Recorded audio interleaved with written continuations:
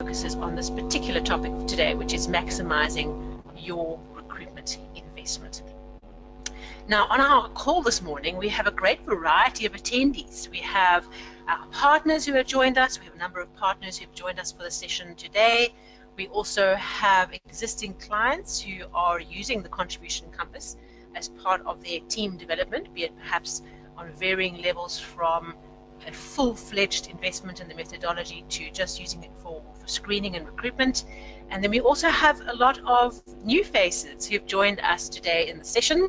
So welcome to you who are new to the Contribution Compass. Perhaps it's your first time of hearing a little bit more and getting stuck into a little more of the practical and application areas that the platform brings to you and your businesses. So enjoy, and I really trust that you get a lot out of the session today. Today is all about really lifting the value of our recruitment investment, which is a massive activity in business and a critical one to do really well. So enjoy, and let's get cracking this morning. So first up, what I'd like to do is put up in front of you, it should load up shortly, but put up in front of you this picture of this amazing man, our dear old Einstein. And you might be wondering to yourself, why on earth is Belinda talking about Einstein and E equals MC squared in a webinar about recruitment? How is this possible? And so what I wanted to do is share with you some of my thoughts and the ways that I and the team are thinking around what the team means and what building effective and powerful teams really means. Now, E equals MC squared is the most famous equation in the history of our planet. Okay, so this is not going to be a science lesson, because if it was, we would all flunk due to my science knowledge. I can promise you that. So today what I want to talk about is what interested me about Einstein and this theory of energy. Energy equals mass times speed of light to the power of 2. So speed of light times by itself. And I thought to myself, if this defines the potential energy and the actual energy of every atom, every a walnut to a tree to a molecule of water, if this formula actually describes the potential energy and the scale and size of the potential that is locked into mass, into matter, surely it also gives us a clue and insight into the hidden potential and the unlocked value sitting in individuals and also sitting in teams. So our potential, we are mass, our current mass, which is what we're currently able to do, the amount of energy and displacement as we move through the world, times the speed of light. Our potential, both our kinetic, our movement, the current pace of our growth and our acceleration, times by the untapped potential, the untapped energy we have. And seeing as the Contribution Compass is all about natural energy, I thought, what a great way to talk about human potential through E equals MC squared. So if you are looking at your screen thinking, oh my goodness, she's really lost the plot, do yourself a favor and start, Google E equals MC squared and learn more about it. But really that was what I found to be fascinating. Surely we can understand, unlock potential in people through understanding, unlock potential in matter. So I went on an expedition to go and find out more, finding out, is there a potential for us to understand the role of teams and the unlocked potential in teams through this E equals MC squared? Has anybody done research? Is there something out there that can help guide us? And I found something really, really fascinating. What I found are African wild dogs. And they're about to pop on your screen and staring you down.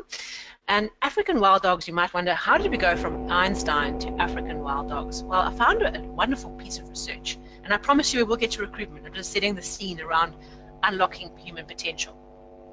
And the research into African wild dogs was one of the many studies aligned to this idea of how do packs and hives perform so well. So they're very closely aligned to studies into bees, into ants, any type of colony or pack culture, and how packs are really, really effective. And one thing about the African wild dog, which really makes them amazing, is they are completely unique in their highly effective way of working together to achieve an outcome. They have a kill rate in a hunt of 80 to 90% of every hunt. So they are maximizing their recruitment outcome, let me tell you. Whereas a cheetah, as fast and as amazing as it is as a creature, only has a 30% recruitment outcome. Okay, so what is it about the African wild dog that makes it successful? And they're the same things that make bees and ant colonies really highly successful. And the research paper said E equals MC squared can actually be translated into the human dimension by saying energy, the total energy that can be unlocked, let's say that's the natural energy, the total energy and potential of a team, is a formula that combines the mastery of the individual, so your mass, the individuals in that team, your individual mass, your self-mastery, as a factor of what the research defines as C, being collective intelligence. So the collective intelligence of the pack as its own thing, as well as the mastery of the individual. And what's really interesting in this African wild dog scenario is that African wild dogs are very competent individually. If one was separated from a pack and had to survive on its own, it is highly competent as an individual predator. Yet it is so much more competent in a pack. So there's some level of mastery of the animal by itself in its ability to do what it needs to do. But there's also this collective wisdom. And I looked more into what is collective intelligence, and I found it very interesting that, obviously contribution compass, we always talk about the CC and the two Cs. And the research paper defined collective intelligence as C times C, C to the power of 2, which is the impact of communication and collaboration. So we unpack this a little more. We say the ability to unlock value in our teams is a combination of the individual self-mastery of the people in our team as a factor of our ability to communicate and collaborate. And I found that so fascinating that I wanted to set the scene with that this morning as a way of putting in our minds, what are we trying to do here? We're actually trying to improve the mastery of the individuals, both new ones coming into our team and ones that are in our team already, as well as improve the collective intelligence of the team, a factor of communication times by collaboration. So I hope that's given you a nice, interesting start to your day to think about these amazing African wild dogs. And I could talk another hour about what we could learn about teams just from their absolutely incredible collective intelligence. And that's what we want in our teams. We want this ability to hunt in a pack, obviously in a positive sense. The hunt is the hunt for the promise or the purpose that the organization or the team is founded for, and for us to hunt together in a very productive, very symbiotic, collective intelligent manner. So taking that now into teams and into people, we leave the wild dogs behind. Unfortunately, they're amazing creatures. We talk about this idea of, in the contribution compass, of navigating and going on this expedition across the deep dark waters of human potential. So here's the E equal MC squares flowing around there in the dark seas. And in order for us to really accelerate our growth, think of that idea of energy. We have to all work together. We have to get momentum. We have to put in energy, so that's our kinetic energy, moving energy, and we have to work very well and collaborate and communicate really well. So really, really want to emphasize today this idea, this journey of getting the team to plane, as it were. The boat gets into plain sailing, gets onto the water, and because of this amazing energy we've created as a team, as a unit, or as a company, we are now flowing across the water, across the top of it. So we're using aerodynamic forces now. We're no longer dragging in the water and requiring so much effort and energy to get where we want to go to. So let's put that in our mind as a metaphor of what we're really trying to do. So if we take that to the next step and say, well, what does that mean for the journey our talent goes through? What is the talent journey that we need to go through as part of building up these teams of these incredible hives and packs of very, very collective intelligent action, but individual mastery? And so what I'm going to do is really focus on 3 out of these 5 processes in a little more depth today, which is really planning, sourcing, selecting, onboarding, and performance enhancing. What might be unique for you in thinking about the contribution compass is that typically profiling tools are tools that are used in the sourcing phase. They're, you do a personality test or an aptitude test in the sourcing, which, obviously in selecting phase, which is the recruitment phase. We use that to validate the person and just check, what kind of personality type are they, what are their strengths, and there are many, many amazing tools out there to do that. What is really unique and interesting about the Contribution Compass is that it is a profiling methodology we use in every step. It is not just about checking a person once you've already made up your mind.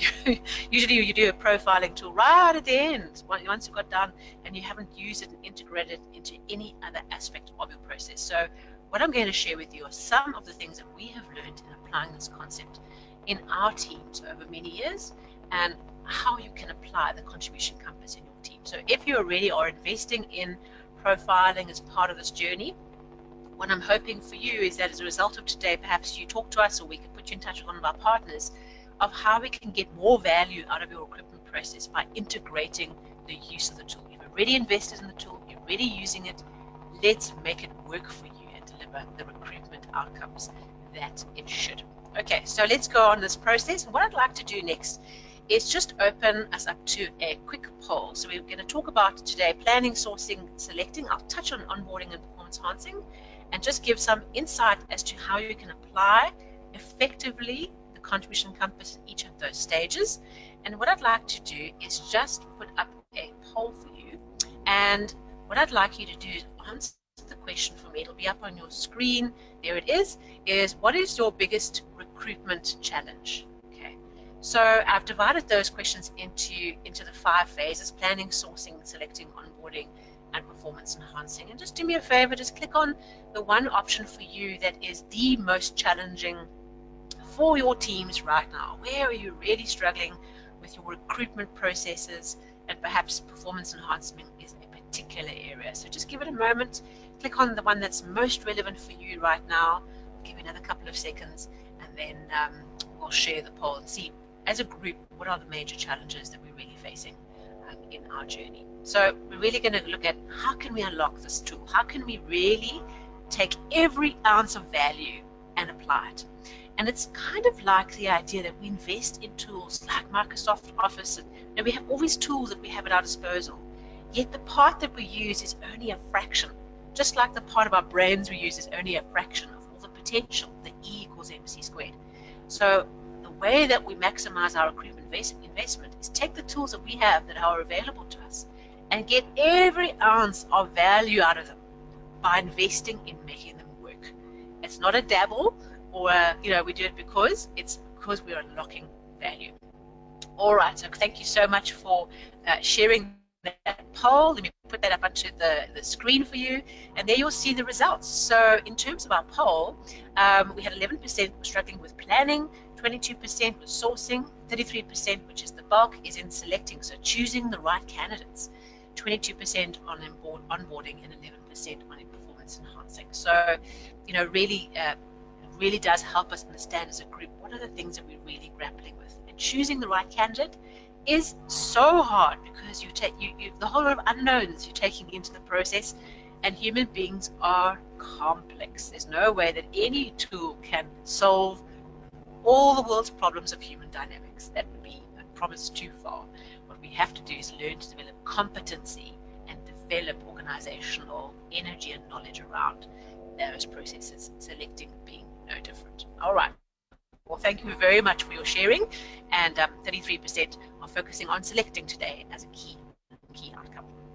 All right, so let's go into our next step of our journey this morning. I want to talk about a little bit of context around the Contribution Compass. Today is not going to be a session where we're going to go through all of the 8 profiles. On the 11th of July at 12 South African Standard Time, we do have a very focused session looking at all the 8 profiles. And if you've already done your profile, that'll be highly valuable. And of course, if you haven't done your profile, get your profile done between now and the 11th of July. Join us for that session and start to learn how you can unlock your natural energy. So that's coming up. Today we're really focusing on natural energy and recruitment. So the Contribution Compass focuses, as its name says, on contribution, harnessing natural energy and helping us understand how to focus and direct our natural energy to maximize our return. Return means return for the company and return for us as individuals into our pockets. If you're an entrepreneur, that's how do you maximize your unique talent into growing and accelerating your organization, your business? How do you build up a team? If you're in an HR department, how do we accelerate and maximize the return of our investment in people and deliver return and profitability? If you're a CEO, the same thing applies. How do I get the most out of the investment we've made in people? Because that is our resource, our most incredible, powerful, unlocked energy that we have. E equals MC squared. All right, so natural energy is our energy that we resort to by default. Okay, it is that energy that under pressure, and we call it a critical moment. In a critical moment where we are under pressure, we have to make a decision now, or when we're under stress and we have to take action and we don't have time to think. It's the path of contribution that we make in that moment. And because so much of our work life is under pressure, and the diamond is forming through the coal, we're in that pressure, we're having to make decisions, we will always respond to the things we're having to deal with in our natural energy. You're welcome to challenge me on that, but when you don't have time to think, when your cerebral cortex doesn't have time to switch on and activate, and our base sensors in our amygdalas and all these internal brain functions are just going on autopilot, the way that we will respond will be from our natural energy. So what happens in teams is when we don't understand natural energy and don't work with contribution, the greatest contribution we can make, we don't build teams who under pressure naturally respond in the way that is most contributing to the organization. And if we can get our teams into a place of focusing on being in their zone of flow for the position they're there to do, this idea of E equals MC squared, it's collaboration, communication, and self-mastery, suddenly become a reality and an acceleration of energy within the organizations we find ourselves in. So there are 4 types of natural energy, and depending on your unique combination of these four types of energy gives you a particular profile. I'll come to that next. But just to set the scene, so activating energy, or north of our compass, is it's up in the air, ideas generating sky. Okay, it's out there, the winged dragon in the I Ching, they talk about the winged dragon flying through the air, igniting electric shocks of new things. Okay, so that's that activating energy. It's really big boom stuff. And it's all about accelerating and igniting change. So a person who has that type of energy is really go, go, go. It's just always changes things up, goes, moving fast, accelerates people around, comes up with new innovative ideas, high activating energy. Our inspiring energy on the east of the compass is all about a warming, glowing fire, bringing everyone around the campfire and holding everyone together, building the team, uniting everyone around a common purpose, kindling the growth in others, and bringing light and warmth to the team and bringing heart. So that's an inspiring energy. And then we have sustaining energy. That's this grounded energy. This is earth, beautiful, rich, dark earth, which nurtures and sustains the ideas of others. Sustaining energy does not generate new ideas that easily. They can, but their natural energy, their greatest contribution is to bring other people's ideas to life. This is execution. This is about delivery, about honoring promises, customer retention, grounded, practical, time sensitive. Okay, that's a sustaining, grounded energy. And then we have our last energy, which is the tempering energy, which is like your metallic tempering of the sword. Refining is the organizational sword, refining the organization, precise analysis, cutting through to the core, and really being precise in data, words, analysis, and in refining the system, refining the organization, improving, and being very, very precise. So those 4 energies, when you do your profile, they combine your different percentages. Based on your percentages and your spread of percentages, we get 1 of 8 profiles.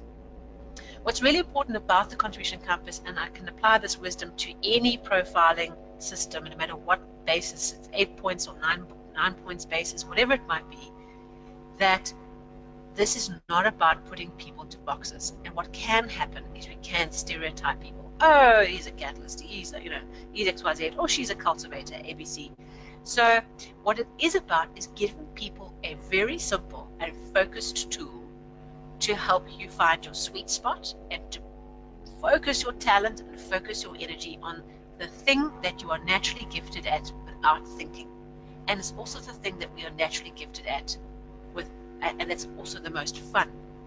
So you can imagine if you are a connector profile, which is all about building bridges and bringing things together, and you're in a position where you are incentivized and rewarded for being an awesome connector, how is that different to being a conductor, which is all about precision and analysis? And the main way that you earn your performance bonus is by building and leading teams and inspiring people. So in that environment, if that is the way that our teams are set up, you can see the one option, connector, really accelerating and having a massive energy, and the conductor who's always struggling to get that boat going, because the primary way they're rewarded is through a dimension that is not natural. They can do it, it's just not natural, the thing that they will do first. Okay, so that's a little bit around the compass itself, and I do encourage you, if you haven't yet done the facilitated program or any other training with us, that you come along to the webinar on the 11th of July to learn more about the individual profiles. Okay, so today's session really is about thinking about teams, and specifically around recruitment and the recruitment processes. And so today we have a number of different application techniques that we have within our methodology, and recruitment certainly is one of those. And our key focus, you could say, is it's wonderful that you've done your profile, that you know you're a catalyst, a calibrator, champion. That's really fantastic. What's more important is what you do with it. And no matter what tools you have or you use in your organization at the moment, the same is true. Can you apply the tool to maximize the contribution of the individuals and the teams collectively, and therefore maximize the contribution to the organization through return? So today I'm going to talk about some of those key steps around recruitment.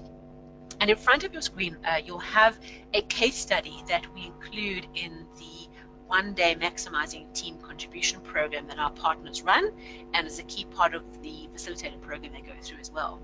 And what I'd like to do is I'm going to use this case as a way of practically working through what some of these concepts mean. I could talk theory all day, but actually what is important is how we can translate this into value, into thinking differently around maximizing our recruitment investment. So in this particular case study, this is a position we're wanting to fill in an organization for a customer service manager. And this phase of the recruitment journey, of the talent roadway, as it were, is planning. So it's about thinking about how do we apply our understanding of our profiling methodology in the planning phase, when we're thinking about what we need, who we need, and when and where. So the planning phase is right at the beginning. If you can get the planning phase right and draw that understanding of the profile you're looking through, right through the whole journey, through the whole talent journey, you can really accelerate the value. So each of these steps has a particular trigger of value to maximize our recruitment investment. The planning phase is getting absolutely crystal clear on what it is that we need. Now in this particular case, I'll read it through briefly. It says the business in question provides tailor-made services for its clients in a B2B environment. A critical success factor for the business unit is the level of customer service provided to a range of customers, especially considering the dynamic variety of service options and packages available. You're looking to recruit a customer service manager who will manage the team and values relationships and getting it right first time, while driving the team to perform to the high standards required. So what profile do you think is appropriate for this position?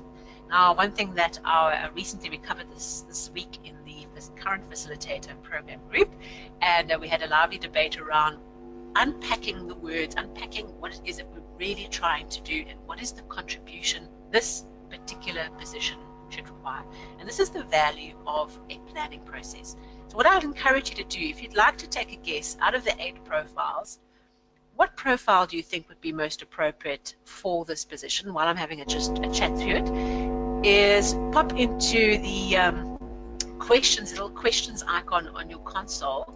Pop into the questions icon what you think this profile is. And of course, I'm expecting the current partners and current facilitators and training to know what the answer is. But perhaps pop in the questions box, what kind of profile of the 8 profiles, what kind of profile do you think this customer service manager should be?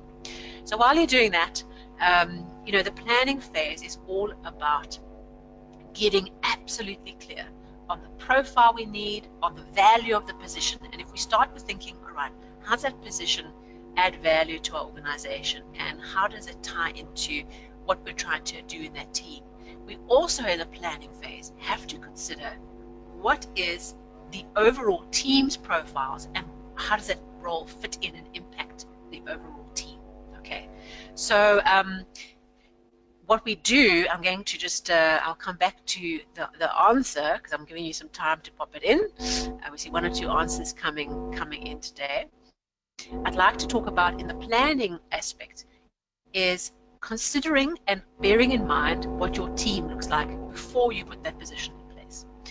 So we can do, and we have in the recent past done a webinar on one of the application areas called balancing the team, which is about understanding the personality of the team itself based on the collective profiles of the team. So E equals MC squared. What is the collective natural energy of the team? Where might the imbalance be? And how do we address the imbalance? And part of that process through a team assessment is really getting to grips with, are the right people in the right positions with the right profile? Once you put everyone together, have we got the profile and the level of balance that is right for what we're trying to do? And if it's a specialist team, it's okay to have imbalance. If you want to have a very specialist sales team, you want there to be a high champion energy in that team. But if you have a management team, an executive team, a board, you need a balance of natural energy around the boardroom table, around the meeting table. So what you're seeing in front of you is an image from an actual team assessment we did, where we took the team, in this case it was a board of six board members, and they did their profiles, and we put them around the compass based on their profiles. And you can start to see that there's this massive imbalance around sustaining and tempering. On the left bottom side of this team, there's a hole. So now you can imagine if we go back to the team itself and the kinds of people that we would be looking for, the key question is, what kind of team would this need to be? What kind of energy and what kind of person are we looking for? And so one of our participants is absolutely right. This kind of team is a very custodian team. It's about delivering excellent customer service, about supporting, about bringing the promise to life, and providing a good service. Yet the leader, this particular customer service manager, should be a coach profile. And the reason being is that there's some very specific wording in this case that highlights how the coach profile is good with variety, is very, very gifted with bringing things together where there's lots of different options. So there's tailoring of the service, it's dynamic, there's lots of different people involved, it's about driving team performance. So the team as a whole, it'd be appropriate that there'd be a custodian team. This person, the most effective role for this team would be that coach role. And in the planning phase, unless we've thought through this and we've thought about not just the role itself, but also the team, that we miss the opportunity to unlock the value of the recruitment investment we've made. Now, if, for example, in that scenario, we were actually putting another person onto this board, and we're saying, right, we've got this coach who's applied as a director to be on this board, and we'd like to appoint them. What do you think the impact would be of adding this coach onto this board? All that'll happen is that there'll be 4 coaches sitting there, this very dominant coach energy, which would make the board even more polarized. So the planning phase is not just about saying, oh, here's a position, this is what I think it is, boom, let's go, we need a coach or a champion. It's about understanding context and understanding the impact of that individual on a broader team, depending on what you're trying to achieve. So really interesting around the planning of just unpacking and stopping for a moment and not diving into the recruitment process because everything's urgent and I must fill that seat. Really about that, thinking it through and saying, what is the contribution this role should make? What is the impact of that particular position and its profile that we worked out? What does that mean for the whole team? And therefore, what is our go-forward plan? Okay, so that's all about planning. Then the next stage of that development is around sourcing. Where do we find candidates from? And obviously, this session is not a recruitment sourcing 101. I've got some very competent recruitment specialists who can help you with that. There are many different options. There's a recruitment agency or a service. You could do your own recruitment through LinkedIn, a variety of your own channels, etc., perhaps consider using one of our recruitment partners who are accredited in the Contribution Compass to support you for your recruitment. There you've got the Contribution Compass and the recruitment agent working together, understanding this journey, this talent journey, and helping you to find the right people aligned with yours. So please, if you're looking for a contact, let us know. So sourcing, what I'd like to share with you around the sourcing of a candidate is, firstly, is when you develop your ads or your material to advertise the position, use profile specific language to describe the position and be absolutely specific. So in this particular case of this customer service manager who should be a coach, if we just use the language that we normally use, what we tend to do is we normally talk to everybody. So we're looking for a coach, but the language we use, either we use our own profile language, or we just expect, because we're not being specific, we just expect the candidate to be an expert in everything. Okay, and so what we encourage in this application area to do is to use language that will excite the profile you are looking for. What you want is you want those profiles who are aligned to the position to apply. You don't want all the other 8. You want those with the closest possible match of natural energy to apply. And the way that we do that is we use language to excite the right people. So for this particular case, in your position description and your ad that you put out to market, you use words like there's a variety of activities, a diversity of teams, collaborating with other people. Our team is a family, there's high quality interaction, there's quality relationships, no day is the same. Now, if you were a conductor, that would be your worst nightmare. You would not want all this people stuff and lots of interaction and people. So what you do in using language, you create an automatic sort and filter built into the language right up front. I can promise you from doing this for years that you will save yourself loads of time and heartache getting to the end of the process where you have a person who's fundamentally mismatched in natural energy. So using specific words means we're being really intelligent, taking our planning and applying that into the way that we put the words together, the way that we advertise the value and the contribution of the position, draws on naturally and self-sorts those who are not in resonance with the natural energy of the position. The next thing is to use the learning styles in your design of your material. Now, each of the 4 natural energies, as we unpack and work with them some more, and as you work with these tools and the methodology more, each of the 4 natural energies has a dominant learning style, a particular way that it naturally absorbs information the most effectively. We all can learn in all different varieties. It's what's most effective. E equals MC squared, our ability to accelerate and create energy. And you'll find if you are, for example, a high inspiring type, you will be very drawn in this case to verbal learning, through understanding and talking and listening, okay, auditory learning. And if you're the conductor example I gave, you will learn through words and numbers, analysis of information and data. Okay, that'll be detailed technical reports, detailed information, detailed numbers. That'll be an easier way for you to internalize the information. So if you were now wanting to attract a coach, you've used coach type language in your position descriptions and your ads. The other way you can do it is use the delivery of that information using coach tools. So yes, you do have to have a written, item up, put that onto LinkedIn or give that to your recruitment agent. You do have to have the written word. But how about also providing a YouTube video where you have your chief executive officer explain about what the company's about and the value and contribution of this role and how that person will fit into the team, all focused on people. How about an audio or a podcast where the role is introduced through an auditory means? And so it's really about thinking very differently around recruitment, that it's not just about wordsmithing, but it's also about thinking about the delivery. What is the way that that person understands what I'm saying the easiest? Of course they can read, we can all read, but under pressure when we've got to make a decision, how am I interpreting the information? What's the most effective way of internalizing the information? If you had a conductor that you were, or a cultivator that you were advertising for, you would want to provide lots of detailed information, technical reports and backgrounds on the role and the position in the company, lots of reading material, information, statistics. That's what draws that particular person in. So, we all have to do the written thing, and that's what we usually do, but perhaps there's a way that we can think differently about really tailoring our communication to the position and to the profile that we are looking for.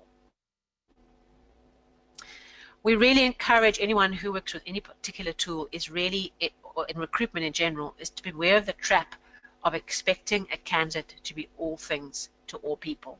And if you start to look, maybe start looking at your own ads that you put out to market, and look at ones that are out in the market, and you'll start to see that they really are not specific when it comes to natural energy.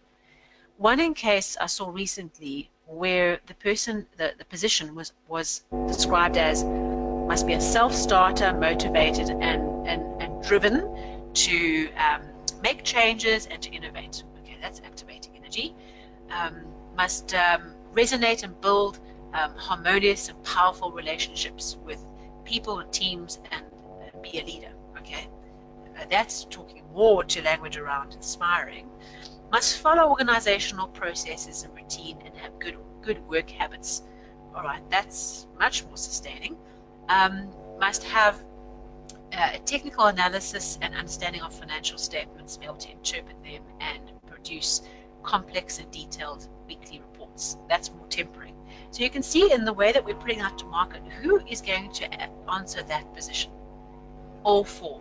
And if we aren't specific, we get a whole pile of people coming into the interview process who actually should not be there in the first place, who are not in harmony with the natural energy of what you're looking for. Okay, so really interesting around that. Really can show you that that this approach to the sourcing phase, which obviously requires a planning phase, can dramatically improve the profile fit in the shortlist stage. We, in our recruitment processes, we obviously use this internally, and when we get to the shortlist phase, every single candidate is aligned. So they do their profile right at the end of the shortlist phase, right at the end, and every single candidate comes out as the right part of the compass as part of the energy. Maybe slight differences in particular profiles, but the right kind of balance of natural energy. Okay, so that's really the sourcing process. We're looking at being very specific, taking the planning process, using our understanding of language and the drivers of growth, understanding these four natural energies really well means that we have a deep understanding. We've invested in understanding our tool, and we can apply it and really being specific and focused around how we select or source our candidates. The next phase of the journey, of the talent journey, is the selecting phase, and this is from the feedback that we had in the poll right at the beginning. 33% of you said that this was the area that's the greatest challenge for you in your organization. So a couple of key things to think about in the selecting part of the journey. Firstly, it's all about values, values, values. I cannot emphasize the values process enough in our selecting and interviewing process that we put together. I really encourage that if you haven't done so already, is to go and have a look at zappos.com. They're a shoe store bought by Amazon. They're an amazing story, and if you haven't heard about them, come on, go and find out, and don't be the last to know. They are absolute world leaders in culture and people, and there's a whole backstory to that we won't have time for today. But they're so good at culture and people that they've actually created a Zappos Academy to help other companies improve their culture. And there is on the zappos.com website a whole pile of their values and recruitment processes that you can access and use. So if you haven't yet, delved into Zappos's philosophy, please go and do so. But really, the center of everything is in your selection process, putting the values of the person you're looking for really at the heart of your recruitment process. And really being crystal clear around the values of your organization, not the little placards on the wall as you come into the lobby, but the real values that are critical to your strategic outcomes as an organization. And really centering your entire interview selection process around values. Obviously, there has to be a skills fit, and we're talking about profiling today, but values really is the kingpin of the interviewing process. Okay. The next part is that if you take the people in your organization who interview candidates, perhaps for large organizations joining us this morning, you have a human resources department, you have interviewers, you have an internal recruitment service. That's what we're talking about. Maybe it's the particular people in your organization, senior managers who are interviewers and are involved in the recruitment process. And perhaps if you are a recruitment company or agency, it's about building up your team's capacity and capability for this. But really, in developing your skill as an interviewer through facilitated training, you can learn to detect really quite accurately natural energy in people before they've even done the profiling. And we're often asked, surely this is a massive investment to profile people in the interview process, and you've got to buy all these profiles, and then only one of them gets the position. You're actually only profiling your last few stages. You've got to work out where you do that step. But if you have the ability to understand natural energy and how that shows up in language, you can even tell from the way that someone talks, the way they move, the way that they put their CV together. Those are all clues. They might not be 100% right all the time, but through the understanding of the profiler and the tools and the energy, you can learn as an interviewer much earlier is to work out straight away. So, for example, we had a candidate who approached us. It was in the early stages of the interview process for this position, and we were looking for a coach in this particular position. And I asked the question, what is the thing that you love most about your current job? And his answer was, my ability to draw down reports and really analyze those reports and come up with some nice key insights from how we performed over the last month. And I'm like, that is not a coach. That is a conductor. So it's understanding what people value and what they focus on and what their contribution has been in their career. We have to be very careful to distinguish between someone's personality and their contribution. So as much as at its heart, the contribution compass is a personality profiling model, we're focusing on the contribution that person makes in a team and in the organization. We're not too worried about their particular personality, because people come with all kinds of weird kinks. There's all kinds of weirdness out there, and we're all different and unique and have different behavioral makeups. What we're talking about is, in a team, if your values are right and you are aligned with the organization, what is your behavior going to be under pressure, and your contribution going to result from the behavior? So that's what we're talking about, and we have to learn to look below physical presentation and below that to look at what is their contribution. If you look at their CV and you analyze that CV, what is the contribution that they have made over their career? What is the thing they keep on doing well over and over and over? And that gives us the clue, and it can be learned as we apply and practice that. You obviously have to adapt your interview templates for natural energy, building in the right types of flow and questions to support your interview process. So if you're only interviewing for skills, you need to bring in the values interview as at least an equal weighting in the interview process, and then build in your natural energy questions. It's just about tweaking what you're asking and how you're asking it. Then we recommend that at least you consider then completing your contribution compass profiles for your shortlist candidates. So say you've got your shortlist down to 3 or 4, is complete the profile for the shortlist candidate, and that will give you an opportunity to ascertain the pros and cons given their natural energy. And of course, it'll also give you a really good feedback loop around the quality of the planning and sourcing and selecting processes that you had. If you've got all of a particular natural energy coming through, you've got to sit down with a list and say, okay, given the candidates, given the profiles that have come through, it's a complex assessment that's not about saying, well, here's a coach, cool, you're in, because that's discriminatory. We have to look at the whole context. We have to say, right, the position, if we had this particular natural energy, what would be the pros and cons? So say, for example, we've got a catalyst. You had quite a high inspiring energy, but we're still a catalyst. What might happen in this position if we went away from coach to a catalyst? And would the impact be that grave, and how do we work through it? So it's not necessarily about being discriminatory and saying, if you're not a coach, sorry for you. It's about looking at the underlying breakdown of percentages that comes through in the report, and then saying, okay, given what we have in front of us, the skills, the contribution, the values fit, etc., what is our preferred final candidate. Okay, and if you've done the job well, you will find there will be in this particular case, you'll find a high inspiring fit in your shortlisted candidates. You shouldn't have a random in there, like a high tempering or very, very high sustaining in that bunch. The other useful way of using the contribution compass in the selecting phase is actually to use it as part of the final interview to assess self-awareness.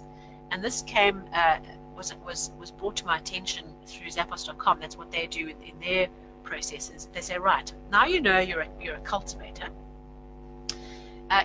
Part of the interview process is then asking them to really give feedback around what that means for them. What are their insights from the profile report? What did they learn about doing the profile report? How they've seen that profile in action in their life? And we have a particular coaching and guidance template that we provide our facilitators that you could use in your interview process to get them to reflect on their self-awareness. Where you find candidates who aren't able to give you really specific information around the profile, their response to it, examples, you've got a self-awareness issue. And I've seen that in the interview process where you say, right, you're a catalyst. What does that mean to you? No, it resonated with me. Can you tell me more about that? Yeah, no, I can understand how that could, work in my natural energy. Okay, tell me more about that. So that gives you clues. When someone says, oh my goodness, I read the report, and there was this time where I did this X, Y, Z, and it was such a flop, and as soon as I did that, it just worked. And that's what we're wanting, is a highly self-awareness process coming out. And you can use the tool in the interview process to help you make your final decision based on self-awareness. And then the last piece of advice I'd like to share with you around selecting is that it's also important to consider profile maturity rather than just profile alignment. So now you've got your final recruitment phase with this customer services manager, and you've got 3 coaches in front of you. And you probably don't know, woohoo, because the process has worked. We've got 3 coaches. That's fantastic. But what you need to look at is the level of maturity of that person in applying their profile. So the level of maturity is all about the extent that you are able to create contribution through your natural energy. A low maturity coach will be friends with everybody and will build relationships with everyone. Everyone will love the person, but when they need to be held, when the team needs to be held accountable, there's just too much love going on here. No one wants to say the tough things that need to be said. That's an example of low coach maturity. We haven't learned to really switch on the value of the coach, which is everyone loves you, but when you need to, you get tough with your team and they love you more. Okay, so that is understanding this idea of this variance between not just looking for, okay, we've got a coach, but the coach that's in front of us, does that coach have a level of profile maturity that they've learned to unlock the value of their profile? Or can they walk a journey with us where they can learn to do that better over time? Okay, so level of profile maturity is really valuable in just recognizing not all of us have worked either consciously or unconsciously with maximizing our contribution as much as each other, and that's a key part of this process as well. So that's selecting. In the onboarding phase, obviously I focused primarily on planning, sourcing, and selecting. In the onboarding phase, what I wanted to show is that there's this continuation of the theme. Okay, it's continuation of the application of the person's profile. So remember I mentioned earlier that inspiring natural energy, high inspiring natural energy is our auditory learners. They learn through verbal communication. So in your onboarding phase, what we tend to do is we tend to, firstly, most smaller or private companies don't do onboarding. It's on the job and you're thrown in the deep end. And certainly in larger companies, that onboarding process is seldom tailored. So here's the organizational process. You go from A to B to C to D. And one of the things that we can do to unlock the value of our recruitment investment and our investment in a profiling methodology is to say, right, we now have a coach. This customer service manager has joined us. What is the most appropriate way, the fastest and most opportune way of accelerating their onboarding process? And for a coach, that would be to spend face time with every key team member, to have discussion opportunities, and to have access to audio content. Because that is the most effective way of them learning. And obviously, we've got learned behaviors that allow us to cope with other things. But if we want to hit the sweet spot and we want to accelerate the onboarding outcomes, how about we make sure that that coach has one-on-one time and talks about the business to all the key players. Whereas what we tend to do, if we are a high-tempering organization or business unit, we will have all the organizational onboarding materials as detailed written manuals. Then we throw this fun factor in front of a coach and we say, here's the detailed training manual. Please spend the next 5 days reading all the policies. You're not going to get the value of the recruitment process by doing that. But if you have a conductor, they'll be happy. They'll sit quietly and go through that whole process because they'll understand it most effectively. They don't want to talk to every single person just yet. They first want to get to grips with the detail. So really, it's a really wonderful way of thinking differently around energy and around process and how we get people on board in the quickest, most effective possible way.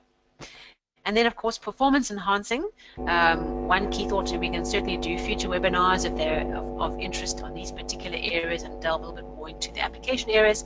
But in performance enhancement, it's now how do we retain and build that person for the long term? How do we keep them keep good people and build them and grow them and accelerate their performance and give them opportunity to be the E equals MC squared? And one of the ways we do that is by thinking about our key performance indicators or KPIs. And thinking about when we set those KPIs, what if we could take some of those KPIs and align them directly to their natural energy? We want to create opportunities for someone to be rewarded for what they're naturally talented at. Why would we give them KPIs that measure the things that they are fundamentally will do last? Okay, so it's really about saying in our KPIs, maybe there's 4, 5, 6 for each review period, depending on your performance review process, is maybe for this particular coach who joins the team, our KPIs are the quality of the relationships they're established, both internally and externally, internally being team, externally being clients and stakeholders, and a metric or a KPI on the performance of the team. Perhaps there's a productivity metric for the entire team, number of calls dropped, number of clients retained, and so as a performance bonus, our coach gets a financial reward for metrics that are directly related to their natural energy. It really is a very different way of thinking about KPIs, and when we build in this line of sight right through the entire process, through the whole talent journey, we really start to see how we can really start to mobilize and maximize our recruitment investment. And I hope that as you've been going through this journey, you've been picking up some ideas for your own recruitment process of how you can do just that and achieve those outcomes. So if this is really exciting, if you are an existing client or existing user of the Contribution Compass, I'm hoping that for you what it does is says, right, let's integrate this process. Let's learn more. Let's unlock the value of what we're doing and really start using this to mobilize and integrate our process from end to end. Yes, use one tool throughout the whole process rather than doing one tool in the selection only and then forgetting about it as an organization. So if that is interesting for you, if you are new to the Contribution Compass, and obviously our partners, you and your clients are here today as well, there's particularly 3 next steps that from today I'd like to focus on. Is maybe the first step, if you haven't yet done so, complete your own profile.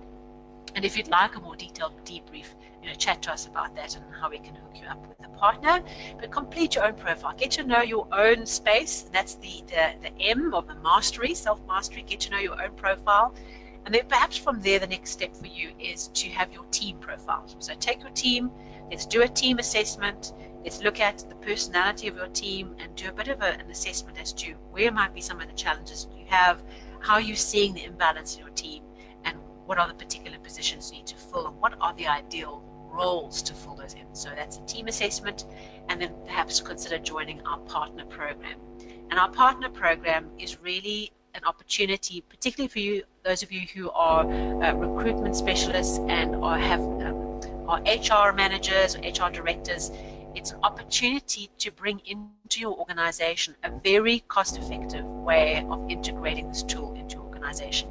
Our goal is that you have internal knowledge and expertise that you can go off and do this yourself. And the way to do that is through the partner program to do that.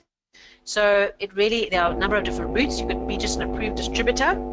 If you'd like to just on-sell profilers as part of your business model, perhaps bundle them with what you're doing if you're a coach, or some kind of specialist or recruitment specialist.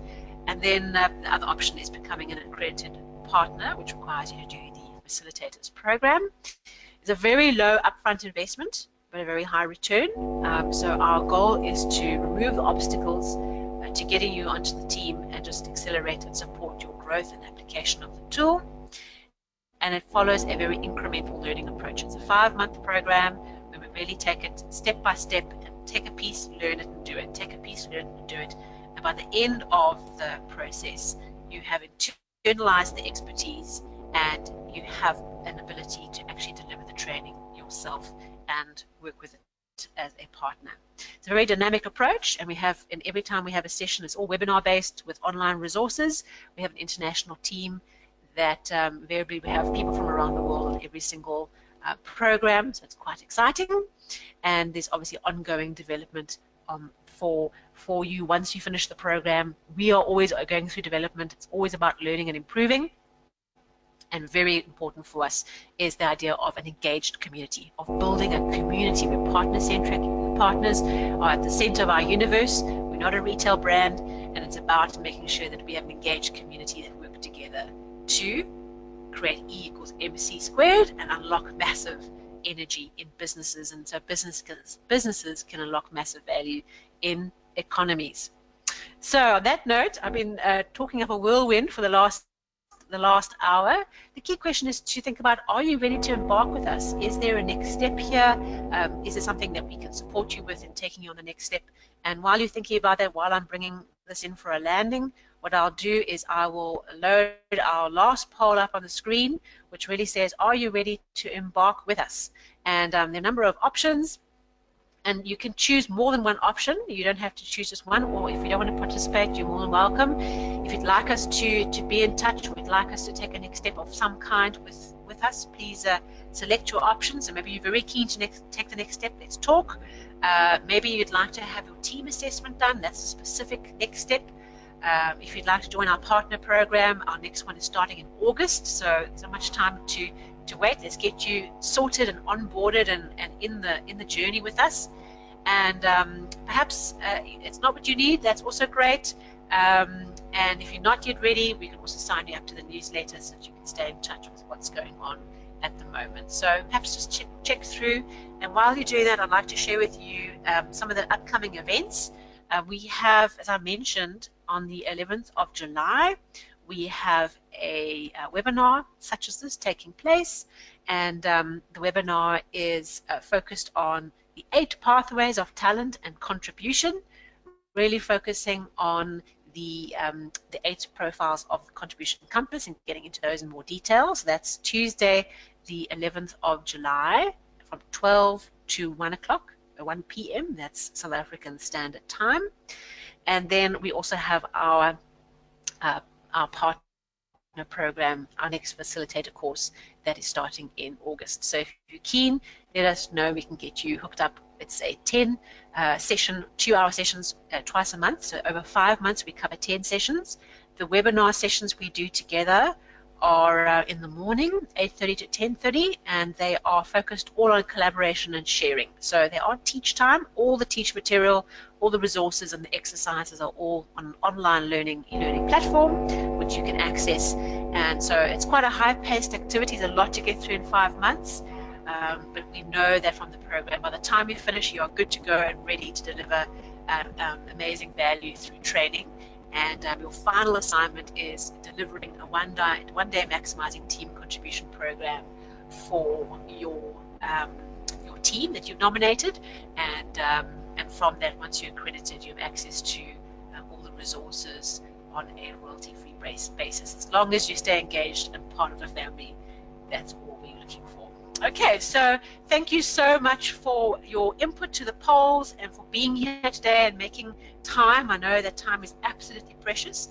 So the amount of time that you've contributed, I trust that you've received in return something of value, and look forward to touching base with you as our team then reaches out and connects with you on next steps and how we can support you to maximize your recruitment outcomes starting today, improving the results we get from those processes. So thanks so much. In the next few minutes, the the recording from today's session will be distributed to you, so you'll get a copy that you can access, and feel free to share that with your team and anybody within your organization that you'd like to. Thanks so much